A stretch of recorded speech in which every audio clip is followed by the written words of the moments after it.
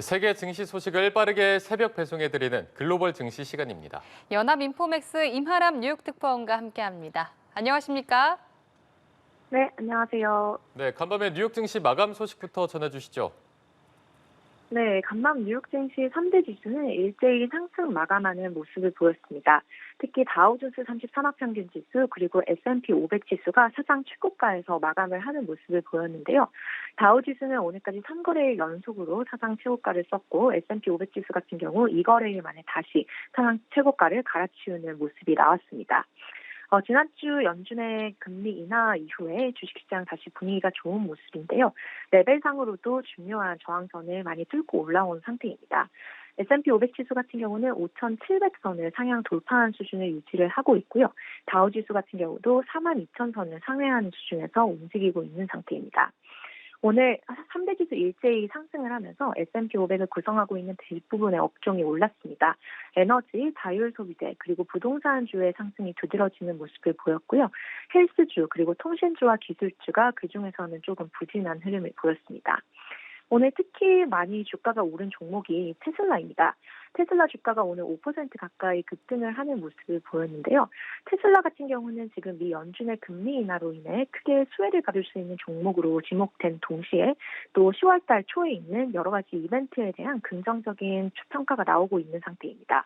우선 10월 10일에 예정이 되어 있는 로보택시 데이에 대해서 상당한 기대감이 있는 상태이고요.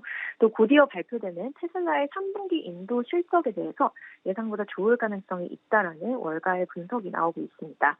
이에 따라 테슬라 주가가 오르는 모습이 오늘 펼쳐졌다고 이제 해석이 되고 있고요.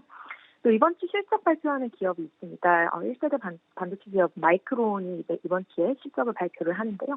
실적 발표를 앞두고 월가 대형 투자은행 JP모건에서 상당히 실적이 괜찮을 것으로 예상이 된다라는 이런 분석을 내놓으면서 마이크론의 주가는 2.7% 상승 마감했습니다. 오늘 인텔의 주가도 3%대 상승세를 기록을 했습니다. 인텔 같은 경우는 최근 실적 부진으로 이제 고전하는 흐름을 보였지만 퀄컴에 이어서 자산운용사 아폴로 글로벌 매니지먼트가 최대 50억 달러 투자를 제안하면서 주가가 상승 탄력을 받은 모습입니다. 네, 뉴욕 증시가 다시 연일 사상 최고가를 경신하고 있는데요. 증시가 이렇게 강세를 보이는 배경이 뭔가요? 네, 지금 지난주 후반부터 다시 뉴욕 증시가 좀 강세 시동이 걸렸다라고 볼 수 있을 것 같습니다. S&P 500 지수 그리고 다우 지수가 사상 최고가를 호가를 하고 있는 상태이고요. 결과적으로 이렇게 주가가 다시 좀 상승적으로 방향을 잡게 해준 것은 지난주 있었던 미국 연방준비제도의 빅컷 인하, 50bp 금리 인하라고 볼 수 있을 것 같습니다.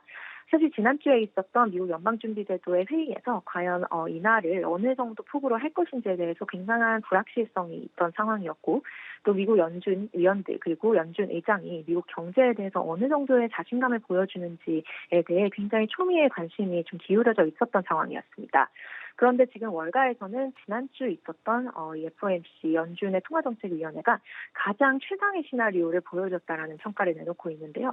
시장이 기대하고 있었던 큰 폭의 금리 인하를 단행하는 동시에 제롬 파월 연방준비제도 의장이 경기에 대한 자신감을 보여주는 점으로 인해서 주식시장 투자자들 그리고 금융시장 투자자들의 좀 자신감을 키워주는 계기가 됐다라고 평가를 하고 있는 상태입니다. 이렇게 금리 인하의 서막이 열린 상태이기 때문에 사실 거시경제적인 분위기는 증시에는 조금 우호적인 상황입니다. 하지만 지금 이제 관건은 이런 증시 강세가 계속해서 앞으로 이어질 수 있는지 이 부분이 이제 좀 중요한 관전 포인트가 될 것으로 보이는데요.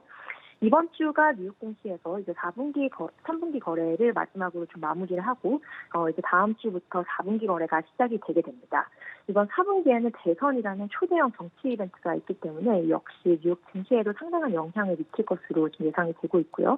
많은 전문가들 그리고 투자은행들은 대선 변동성에 4분기에는 좀 주의를 해야 한다라는 의견을 전하고 있습니다.